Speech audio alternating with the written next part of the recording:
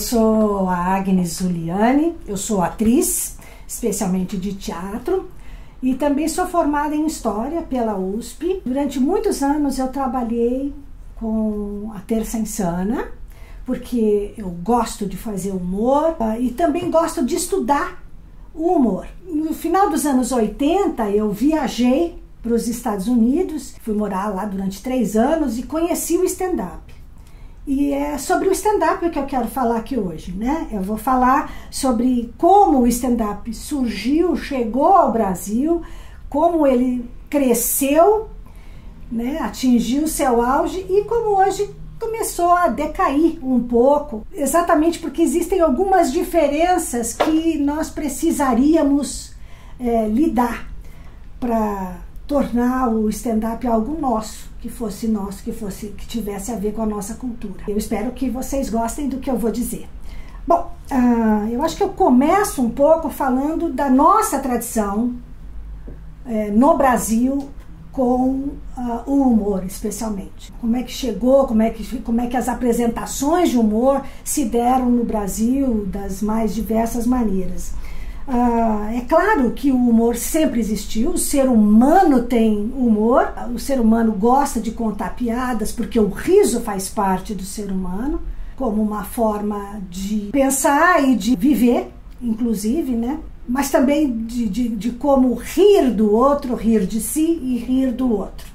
E o stand-up está muito baseado nesse rir de si e rir do outro. No Brasil você sempre teve isso, mas o humor no teatro, como a gente conhece, ele veio com Dom João VI. Você tinha teatros que foram sendo construídos durante a chegada da família real e também com a chegada da família real também alguns espetáculos, principalmente as óperas italianas ou então o teatro burlesco do vaudeville, né, da França, que vinham ao Brasil.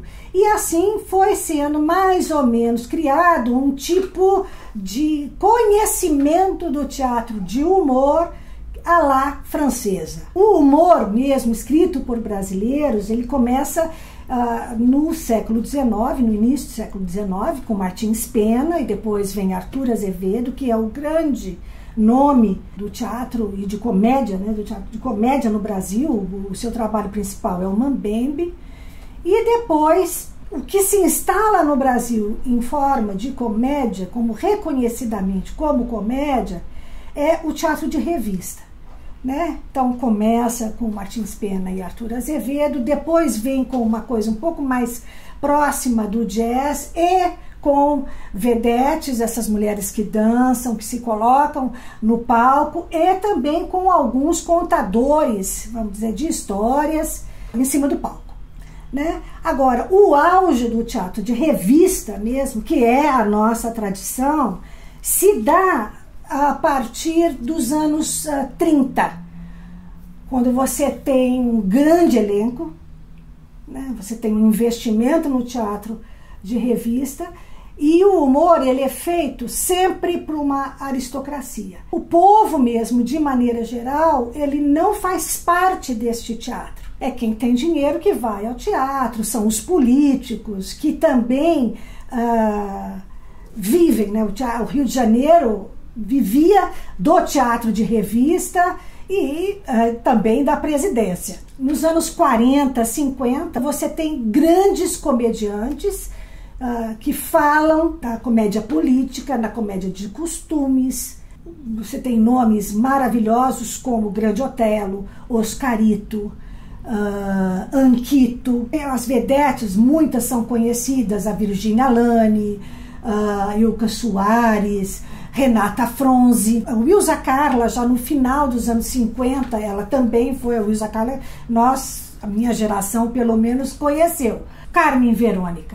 Vocês se lembram da Carmen Verônica? Aquela que fazia, até pouco tempo fez muita novela. Nem falava assim, eu não sei para onde você colocou, onde estão as flores? Todo mundo conhecia, né? Uma grande personagem cômica também do teatro de revista foi a Dercy Gonçalves. Isso tudo começou no teatro, porém o povo não estava dentro do teatro. Quando é que o povo começa realmente a se integrar com o humor? Com a chegada do rádio. Isso que é o mais importante. Porque o rádio, ele se expande, ele pega praticamente todas as classes sociais e muita gente, porque a decadência do teatro-revista também começou, o auge foi nos anos 50, em 60 praticamente já tinha acabado. E muitos atores do teatro de revista vão para o rádio. Tem um programa que é o mais famoso, que chama-se PRK-30. A Rádio Nacional, ela é muito conhecida pelo humor, pelos atores que ela tem ali. Então, por exemplo, você tem Paulo Gracindo, Brandão Filho, que fazia o rico e o mendigo, né? O primo pobre, primo rico, e que depois foi levado para a televisão. Os grandes atores de comédia que a minha geração, eu tenho 60 anos, que a minha geração conheceu, foram atores que vieram da rádio. Walter Dávila veio da rádio, José Vasconcelos. Se você assistir hoje a Escolinha do Professor Raimundo, a primeira, que era com o próprio Chico Anísio, que também saiu do rádio, começou no rádio, e foi a segunda voz mais bonita do rádio. A turma da Escolinha, ela tinha grandes atores que vieram do rádio. Com a chegada da televisão, muitos desses atores de rádio vão para a televisão. E é aí que a gente passa a conhecer. Eu já nasci no período da televisão. Comédia, para mim, tem a ver com a televisão. O humor tem a ver com a televisão e depois com o teatro. Começou com a televisão, que eu, criança, assistia, principalmente a Família Trapo, com Golias, né? Que eu era louca por ele, eu era pequena, a gente brincava de Família Trapo, sempre eu ia fazer o Bronco, Carlo Bronco Dinossauro, né? Que era com o Grande Otelo, tinha a Renata Fronzi, que era a vedete, tinha Cidinha Campos. Vou encerrar essa primeira parte e a gente conversa daqui a pouquinho. Pode ser?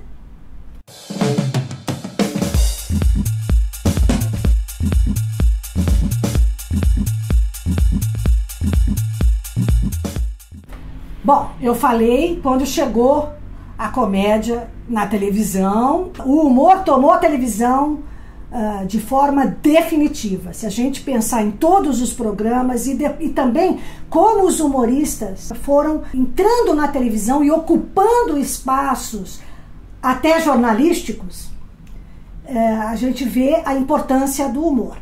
E é mais ou menos nesse período, no final do século XX, que o stand-up começa no Brasil.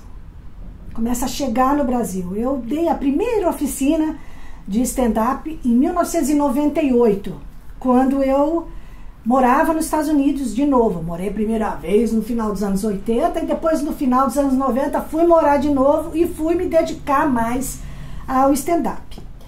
Como é que começa o stand-up?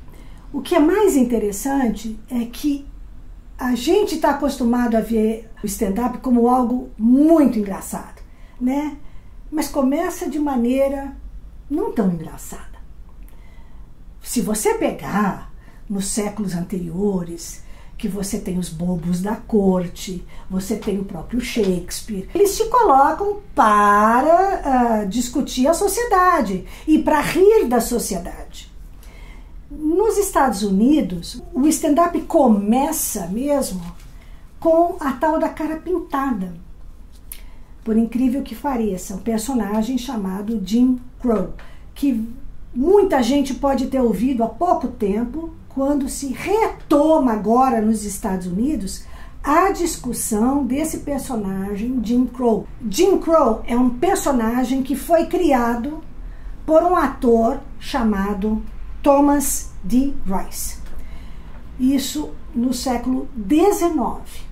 é como um teatro que nós conhecemos aqui para a revista, mas lá é um teatro de variedades, em que você usa comediantes para começar e para terminar um espetáculo. Algumas vezes eles entram para poder chamar outras atrações de música ou de dança.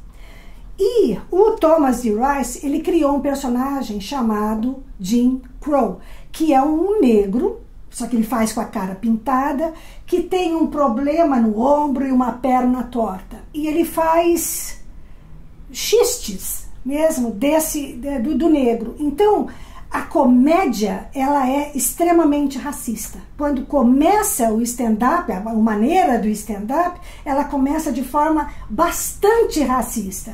Puxa, que não é interessante que começa contra os negros e hoje quem domina a maior parte do stand-up nos Estados Unidos é exatamente a etnia afro-americana. Eu acho isso maravilhoso, que é você pegar algo que possa rebaixar a sua categoria, né, e usar isso para si. E é isso que acontece. Hoje em dia a gente tem falado muito desse personagem Jim Crow, porque ele vai sendo modificado, porém a ideia deste homem preguiçoso, desajeitado, iletrado, isso vai sendo espalhado durante muitos anos na comédia americana. E o stand-up surge assim. Mas fala que a comédia em pé, stand-up, né? De ficar de pé, também. Existem as duas coisas. Então você faz a comédia em pé, porque antigamente, nos séculos 16, 17, 18, na Inglaterra, você não podia falar mal da coroa em solo inglês. Então as pessoas colocavam um pedestal, colocavam uma caixa, subiam e ali falavam mal da coroa inglesa. Estavam stand-up, on a chair, on a box, né? Não importa, estavam ali e podiam falar. Então vem um pouco disso, que eu me levanto e falo. Outra maneira de se considerar stand-up é quando você stand-up por alguma coisa, quando você se posiciona. Então, o stand-up, ele é, antes de mais nada, a comédia stand-up, ela é crítica. Ela é uma comédia de opinião. E a crítica, ela passa a ser a crítica não só do outro, não só da sociedade, mas de si mesmo. Essa é uma grande diferença com o teatro brasileiro, com o humor brasileiro. E existem características muito, muito diferentes entre o humor americano e o humor brasileiro. Por quê? Porque a cultura é diferente. Por mais que muita gente queira ser americano, e a gente tem essa tendência, aliás, a gente não é brasileiro, né? O brasileiro não é brasileiro nunca, brasileiro é o outro, sempre. Quando você vai falar, você fala, brasileiro é assim, porque você não é brasileiro. Brasileiro é sempre o outro. O americano é diferente. Né? Então, quando trata de si, quando trata da sua comédia, tem, dentro da sua própria cultura, uma reflexão de si mesmo. Uma característica que eu acho muito importante nisso é como se forma a sociedade americana protestante e como se forma a sociedade brasileira católica. A tradição do protestante é reconhecer os seus erros para Deus, para si e para o outro. Então, a cultura americana é de se expor, é de dizer. Me lembro quando eu morava lá, minha filha fez primeiro ano, até o 5º ano ela fez lá, e no primeiro ano pegava um bichinho e tinha que levar, tinha sexta-feira como mais relax e tal, então eles levavam também o bichinho. E as crianças aprendiam um boneco ou um brinquedo, qualquer coisa, mas levavam para a escola que cada um tinha de falar por que gostava daquilo. Então eles têm uma tradição verbal que nós não temos. Talvez o carioca tenha um pouco mais, o pernambucano também, de verbalizar muito mais o que sente. O americano, ele verbaliza e ele está acostumado a assumir os seus erros, diante dos amigos, diante dos patrões, diante da sociedade, dependendo do erro que ele cometeu. E isso, para a comédia, fica ainda mais fácil. O brasileiro, seus erros são contados para o padre. Encerra-se aí. Ele é perdoado. Você pode falar, mas escuta, não é só isso, a sociedade mudou. Eu sei, mas a gente ainda está enraizado com essas coisas, né?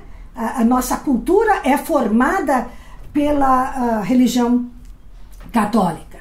Então, a gente precisou aprender a verbalizar e a dizer as coisas e, principalmente, fazer a crítica da gente. Porque o stand-up se baseia nisso. A gente precisa se colocar no lugar do errado. Parte 3 vem daqui a pouco.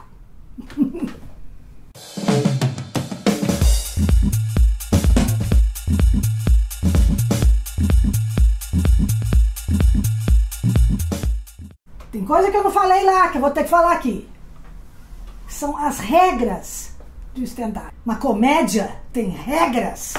Principalmente a comédia moderna do stand-up, ela tem regras porque ela é feita em bar. Então, tem que ser rápido, porque em bar as pessoas estão bebendo, as pessoas estão em grupo. A comédia do stand-up, ela precisa ser curta. E as piadas também precisam ser curtas, rápidas, de fácil entendimento. Primeira coisa é que o humorista ele tem que criar uma empatia com o espectador, quem está ali. E precisa falar de coisas que são comuns a todos. E que, portanto, é comum para você, que você está acostumado com aquilo. Se você fala da sua família, você sabe que a sua família é igual a qualquer outra família. Então, quando você vai falar da sua, você está falando de todas. E eles se reconhecem naquilo que você fala. Mas tem que ser curto. Então, uma das regras do stand-up é ter um setup, né? São uma ou duas frases que preparam a história e o que eles chamam de punchline.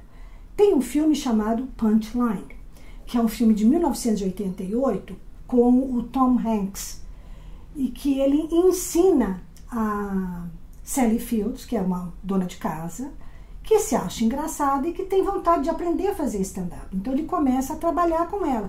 E aparecem alguns shows, e ele falando o que é engraçado, o que não é engraçado. Existem muitos filmes. The Sunshine Boys é um outro filme, acho que é dos anos 70, que também é muito interessante, é uma comédia do Neil Simon, que também escrevia muito para stand-up, mas principalmente a dramaturgia do Neil Simon é de comédia, e judaica, que é isso que também eu gostaria de dizer, da aproximação da comédia americana, de costumes americana, com a cultura judaica, que é uma cultura de autodepreciação, do sorriso de si mesmo. Mas, voltando às regras, não podemos esquecer. Então você tem o setup e a punchline. A punchline é curtinha, são uma, duas palavras. É aí que você dá o sorro quando eles falam da punchline, ou seja, é aquela frase de efeito. E é nessa que você dá risada. Vamos dizer, são normas que foram criadas para poder se fazer um melhor stand-up. Você pode começar a fazer escrevendo. Porém, precisa sair do papel, tem que ir para a palavra. E você vai testar com o quê? Com um amigo, com a sua família. Se pai e mãe dão risada, para você é ótimo, mas não diz muita coisa. Você tem que mostrar para o seu amigo, tá? E para o seu inimigo. Se eles derem risada, aí sim você está sendo engraçado, tá? Não se esqueça disso. Uma outra coisa que eu acho que é muito importante e que eu já falei no comecinho, assim, dei pelo menos uma dica, que é o stand-up, ele antes de tudo, crítico. Ele é muito crítico. Você olha, é de observação e sempre de observação crítica, de perguntas, muitas perguntas. Quando eu falar dos exponentes do stand-up, vou até depois colocar alguns nomes para vocês, mas o importante é saber como é que esse tipo de stand-up que deu certo chega no Brasil. Em 2001 surge a Terça Insana. Ah, é? A Terça Insana é stand-up? Não. Por que que não? Apesar de ser uma pessoa só se apresentando, existe uma grande diferença do stand-up para a comédia comum, comédia de costumes ou a própria Terça Insana. É a criação de personagens. A Terça Insana, o ator, ele cria diversos personagens. Então, uma hora ele é uma coisa, ele tem um personagem que fala de uma coisa, ele tem um outro personagem que fala de outra coisa. O ator da Terça Insana é um comediante que escreve e que traz diversos personagens. Ah, tá. Então o stand-up é o ator de cara limpa? Não. Por quê? Porque você pode ser engraçado com os seus amigos. Agora, quando você vai fazer para um grande público, para uma plateia, não adianta você ser só você. Você tem que exagerar aquilo que você é por dentro. E exagerar, que eu digo, não é ficar exagerado, fazer tudo grande. Não, você pode fazer tudo pequenininho. Só que as suas histórias, elas têm de ter uma dimensão muito maior do que tem, senão não tem a graça. Ou seja, você precisa criar uma persona. É diferente do personagem, porque vai ser sempre você se colocando, dizendo as suas piadas, tudo que você quer, só que você aumenta algumas coisas. Não precisa ser tão verdadeiro assim com quem você é. Você também pode ter uma mini máscara, vamos dizer, quase invisível ali. No Brasil existiram alguns atores que fizeram uma espécie de stand-up. O primeiro que se mostrou muito próximo do stand-up foi o José Vasconcelos. Na televisão a gente teve o Chico Anísio, que fazia no teatro. No Fantástico ele fazia quadros, que ele fechava assim. O Jô Soares, quando fazia no teatro. O Sérgio Rabelo, ele nunca é muito citado. Eu acho isso interessante. Eu já vi muitos vídeos, li muito que se escreveu sobre stand-up, quem começou no Brasil, e nunca citam o Sérgio Rabelo. Ele foi o mais próximo de stand-up que podia ter no Brasil. E ele está aí fazendo ainda. O Ari Toledo era contador de piadas. O stand-up não conta piadas. Ele conta algumas histórias, ele vai amarrando uma história na outra. E ele tem sempre uma opinião. Ele tem sempre uma crítica e uma opinião. A grande diferença entre o stand-up americano e o stand-up brasileiro, eu já falei, é a questão da cultura. O livro surge em 99, 2000, um livro de uma stand-up comedian chamada Judy Carter. Foi um livro essencial porque ela te ensina a escrever o stand-up. Tudo isso que eu falei, que você tem que sair do papel e tem que testar com seus amigos, tudo isso vem dela. Eu, em 2001, assisti quando a Terça Insana começou e eu fiquei absolutamente encantada. Eu falei, isto é o humor brasileiro. Isso tem uma cara, isso é a possibilidade que nós temos de fazer humor enquanto atores e criadores de humor.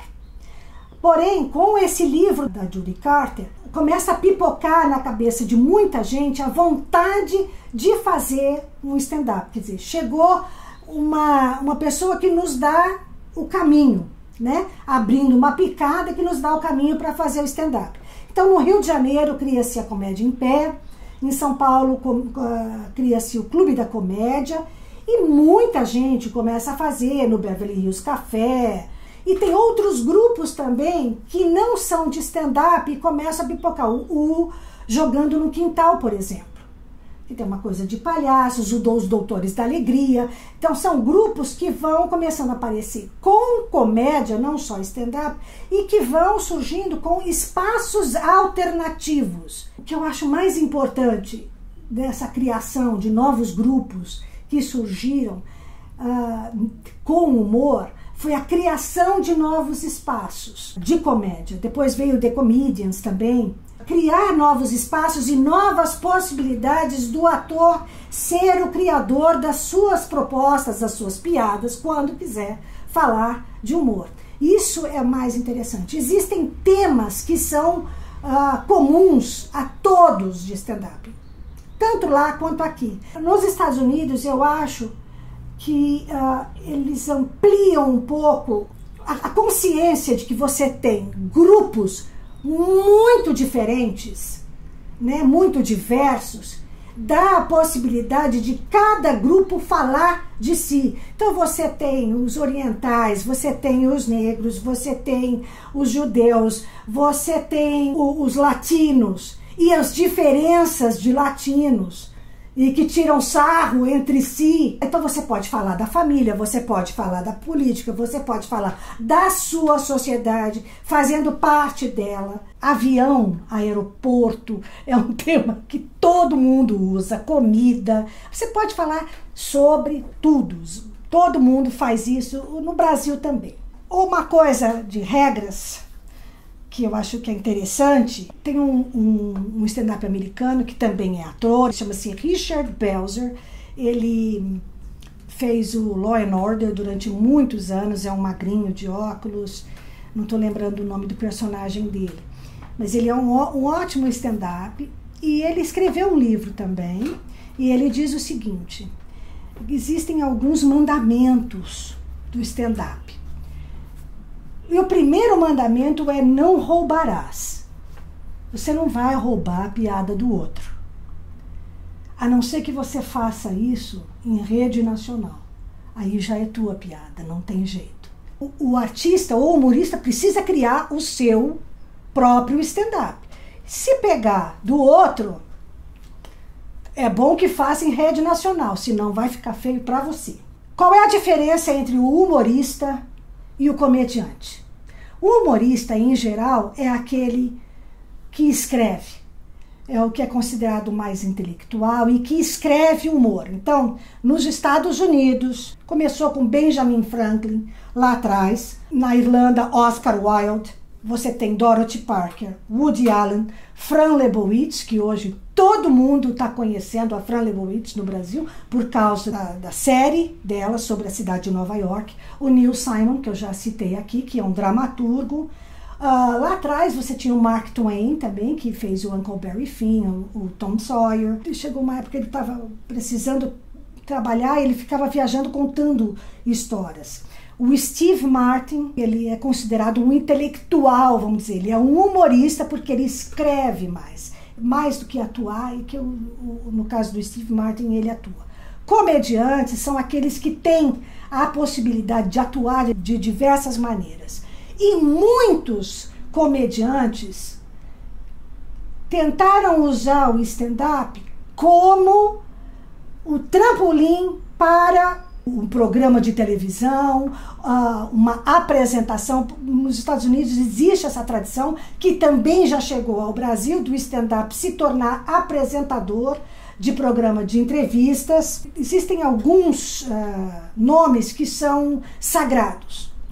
E aquela história do Jim Crow que eu tinha contado lá atrás, até os anos 60, você tinha uma perseguição ainda, uma base de racismo muito grande nos Estados Unidos. É exatamente no stand-up que muitos negros críticos e importantes surgem para mudar essa ideia do Jim Crow, que é do negro preguiçoso.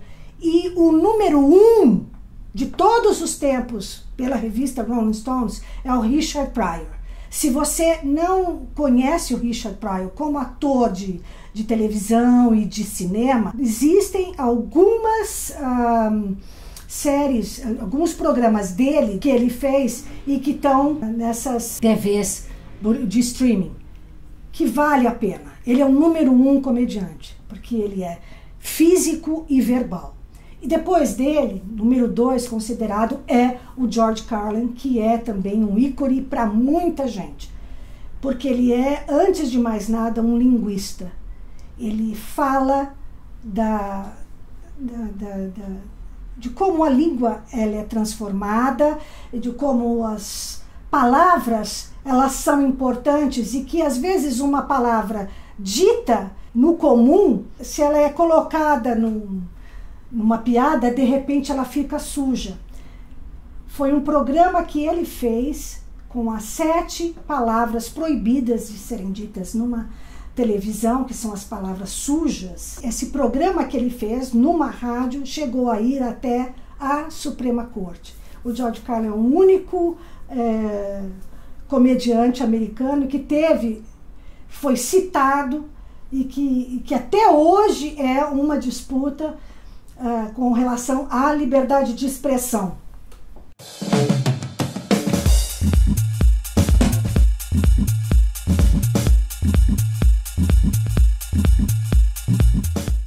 Bom, voltando. O que eu acho importante de falar aqui, que eu me propus a falar aqui hoje, é como o stand-up chega no Brasil, como é que ele atinge um auge com pessoas que têm pressa de dar certo e que dão certo, rapidamente dão certo, vão para a televisão e depois conseguem fazer shows lotados.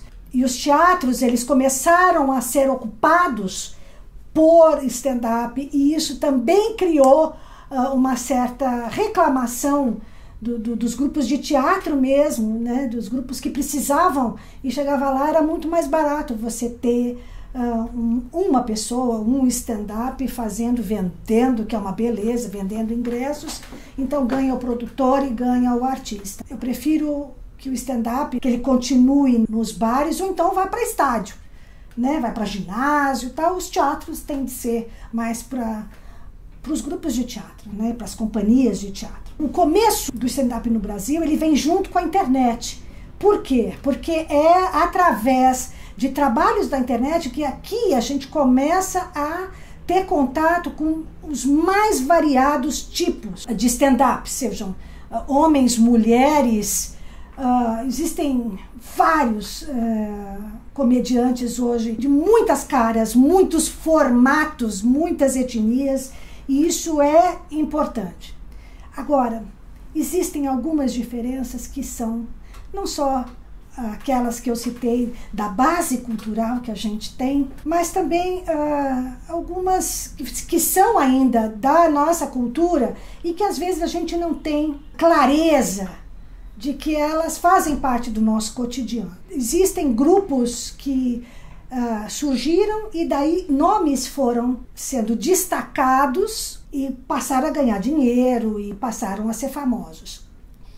Eu vou dar uma coisa sobre a decadência, que é a formação agora, na própria internet, dos youtubers, essas pessoas que são influencers, né? Sei lá como é que é, né? E que ocuparam um pouco o espaço do stand-up, que olha de forma crítica. Porém, nós temos um costume muito grande de olhar a piada contra o outro. A piada, o riso do brasileiro, ele ainda não consegue voltar para si mesmo.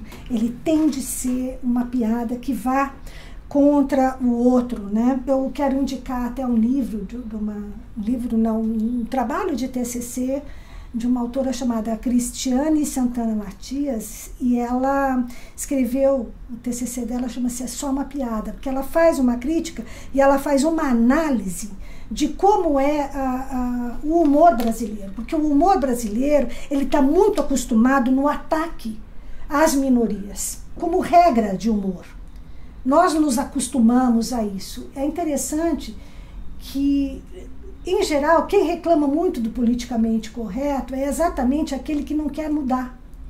É aquele que não consegue ver a mudança da sociedade, que é que ela permaneça como está e que ele possa fazer o humor contra as pessoas de maneira que ele chama de natural e que não é natural, é cultural. Em geral, quem fala de politicamente correto é exatamente aquele que não quer mudar. Poxa, agora não pode falar mais de viado? Não pode mais falar de preto? Não pode, porque a nossa sociedade está mudando. E é preciso que você, como artista, como comediante, seja o primeiro a ver isso. Mude você. Nós nos acostumamos muito à ridicularização. A gente gosta desse tipo de humor, de ridicularizar o outro. Vamos aprender a nos ridicularizar. Perder um pouco o desprezo pelo outro. Porque isso mostra que a nossa sociedade, e eu acho que isso está ficando bastante. Claro, durante esse período de pandemia, é a apatia pelo outro, a apatia em relação ao diferente. Nós nos acostumamos com esse tipo de humor. Então você pode crescer, e houve uma ascensão do stand-up, exatamente brincando com isso que nós estávamos acostumados, a ridicularizar o outro, a rir do outro. Chega uma hora em que você, enquanto plateia, começa a mudar e o humorista não. Olha que incrível. Eu quero contar esse caso porque isso eu acho muito exemplar do tipo de humor e das pessoas que se recusam a olhar o país com cuidado, como seu, como parte dele. Em 2010, um dia ou dois, acho, no máximo, da eleição, a eleição era no domingo, e eu não me lembro se foi feito na sexta ou no sábado, mas não podia mais ter campanha na televisão. A UOL, espertamente, colocou ao vivo um show feito no Teatro Nacional, em Brasília, com o comediante de stand-up, Danilo Gentili, que falou as coisas mais chulas em relação à política, porque ele, infelizmente, é um comediante que não entende de política. Não estou falando isso que você tem que ser de direita ou de esquerda. Você tem que ter categoria. Categoria, amigo! Ele fez as maiores críticas, principalmente às candidatas mulheres. Ele tirou muito sarro das candidatas mulheres. E, claro, tirou sarro, né? Brincou, diminuiu muito o presidente que estava saindo. Aí chegou um momento que ele disse para a plateia: alguém aqui vai votar no Serra? A plateia, um número muito grande da plateia disse: você. Porque você acha que você entende de um assunto e começa a falar daquilo e acha que está acima, que tem um tom de superioridade, que você, como artista, como comediante, você tem a possibilidade de ficar superior aos outros. O comediante, ele só consegue que os outros riam dele porque ele é igual. Quando a gente se reconhece no comediante. Se ele tem os preconceitos, as coisas que tem, tudo bem, deixe claro. Tinha um comediante americano que chama-se Andrew Dice Clay, e ele era acostumado a falar mal de mulheres. Ele só falava mal de mulheres. Todo o quadro dele, todo o material usado para ele era sempre tirando sarro de mulheres. Um dia ele foi convidado para host o programa Saturday Night Live, que tinha 3 mulheres. Sabe o que aconteceu? Elas se negaram a participar do programa.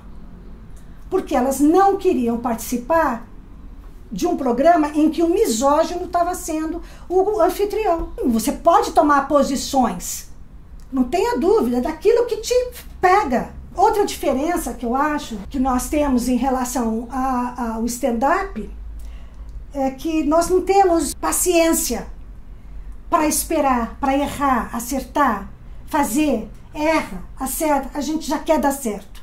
Logo de cara. Nós nos acostumamos pela internet a ver muitos stand-ups americanos estavam enchendo estádios. Aí eu quero ser isso, eu quero fazer isso, eu quero ganhar muito dinheiro. São poucos os comediantes de stand-up que conseguem encher estádios. Você tem pelo menos 5 anos de trabalho de stand-up em que você trabalha das 9 às 5, você tem um emprego.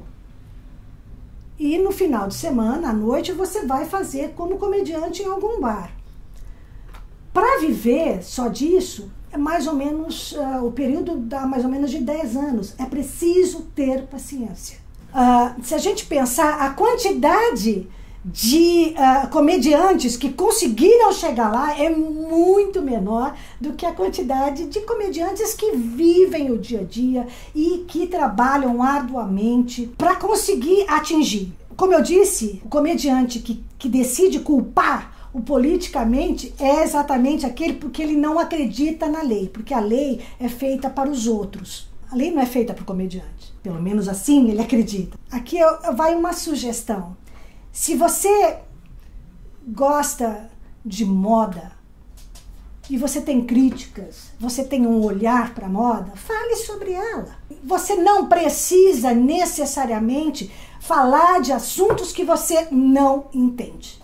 Eu tenho lido, eu tenho acompanhado em Twitter e também em vídeos, muita gente que começa a falar e dar opiniões neste país que nós estamos vivendo, e opiniões que, assim, que a gente ouve na rua. Eu não vou pagar ingresso para ouvir comediante dizer piada que eu ouço em qualquer lugar da rua. Você precisa ser original. E para ser original, é preciso que você fale daquilo que você entenda. Aquilo que é de melhor no seu. Se eu for para escutar alguém para dizer a piada e fazer imitação, até o Reinaldo Azevedo tá fazendo imitação do Lula, né? Fez imitação para ele, então. Imitação desse tipo, em qualquer almoço de família a gente faz. Você quer ser um comediante? Faça o que você faz de melhor. E uma outra coisa que eu acho que é importante, que eu sempre vejo assim, nós estamos vivendo, eles querem nos censurar. Não. A comédia, ela não cria preconceito, ela trabalha com eles, ela vive deles. Se você quer fazer um stand-up, comece quebrando esses preconceitos, porque o que vai acontecer, e aí é onde é que eu quero chegar, que é na questão da liberdade de expressão e na liberdade de você perpetuar preconceitos. O stand-up, como eu disse, ele não cria preconceitos, mas ele potencializa. Ele trabalha sempre com minorias. E aí, algumas pessoas vão chamar isso de liberdade de expressão. Não, eu vivo num país onde está lá na Constituição, artigo 5º, é liberdade de expressão. Eu faço parte, eu acredito no artigo 5º da Constituição brasileira. Sim, nós precisamos, todos têm de ter liberdade de expressão. Porém, nós precisamos pensar o que falamos e para quem falamos.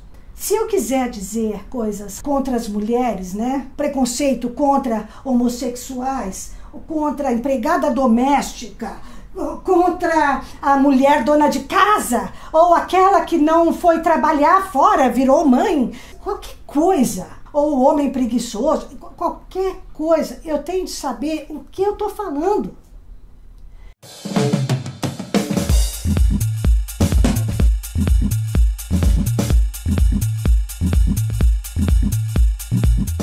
Liberdade de expressão. Eu quero aqui agora chamar atenção para um texto que eu li no jornal e que foi escrito pelo Conrado Huber Mendes, que é um professor de Constituição, ele é professor de Direito Constitucional, e ele decidiu escrever, e eu achei que isso é o que falta, talvez, para que a gente tome consciência do que é fazer humor num país como o nosso.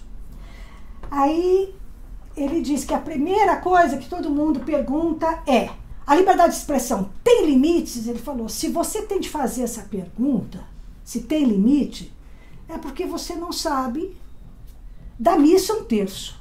Por quê? Porque você não tem a noção do que é a liberdade de expressão. Sim, você pode dizer tudo o que você quiser, porém, você não pode achar que pode caluniar, difamar, injuriar, ameaçar, fazer apologia a crime, incitar, praticar ou induzir discriminação, impedir livre exercício dos poderes.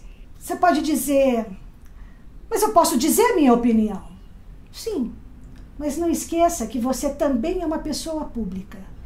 Um político, né, que as pessoas adoram falar: os políticos podem fazer isso, eles têm imunidade. Sim, porém, se eles falam determinadas coisas, nós podemos ir atrás. Se qualquer pessoa chega para você e fala, eu não gosto disso, viu? Eu não gosto, não bato bem com isso. Você está falando para mim, eu não posso fazer nada contra você. Se você fala isso em público e para pessoas que estão te pagando, você está dando a cara a bater. E você vai ter de responder por aquilo que você pensa. A mesma coisa é com esse tal político. Porque a liberdade é um pacto. A liberdade de expressão, ela é um pacto social. Eu digo aquilo desde que eu tenho essa liberdade, desde que você também tenha. Porque se a minha liberdade de dizer vai de alguma forma prejudicar o outro, ou vai incitar alguma coisa contra... Quantas pessoas adoram falar de linchamento? Quantos programas de televisão? Tem que bater no cara, esse cara aí. E isso acontece. Essa é a lei da prisão. É a lei que está lá. Não é a lei da nossa comunidade. E a gente precisa saber viver.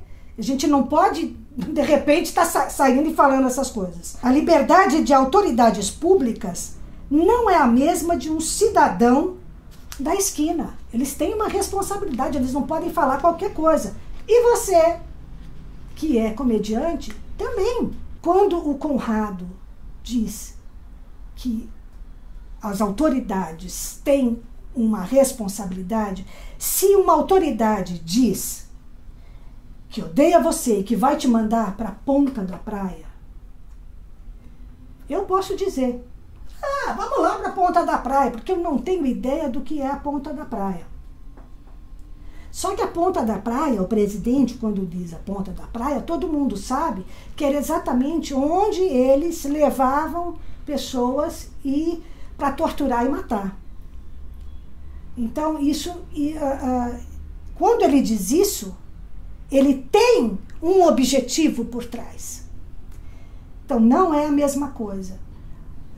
Você, comediante, você tem a mesma responsabilidade de qualquer outro ser público. Esse assunto, ele me é muito caro, porque eu acho que eu me tornei melhor atriz ao também fazer comédia. E ao perceber que eu poderia errar muitas vezes em cena, né?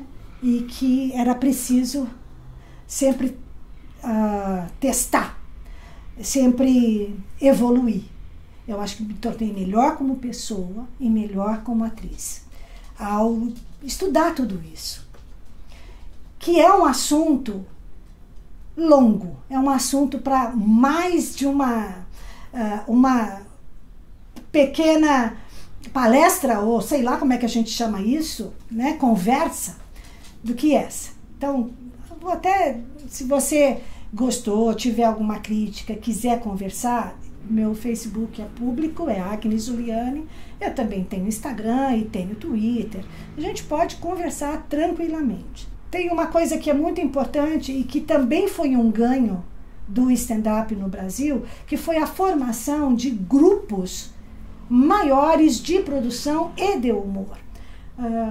Eu quero louvar aqui o trabalho do Porta dos Fundos, né, que eles estão crescendo muito e que tem feito um trabalho bastante interessante, e também o trabalho do Embrulha para Viagem, né, que são atores de São Paulo que também conquistaram formas de trabalhar com humor. E fazem isso em grupo, quer dizer, você não tem de ser só um stand-up, uma pessoa sozinha no palco. Você pode fazer isso em grupo. Né? O bom do stand-up é isso, que você aprende a errar e a se juntar. Eu queria encerrar com a palavra também do professor de Direito, o Conrado Ubner Mendes, né? Que eu acho que serve para nós, que fazemos teatro, fazemos stand-up, fazemos comédia, humor e somos cidadãos brasileiros. A democracia começa na liberdade de expressão. A democracia termina no abuso da liberdade de expressão. Vamos pensar nisso toda vez que for escrever algum trabalho de comédia. É isso.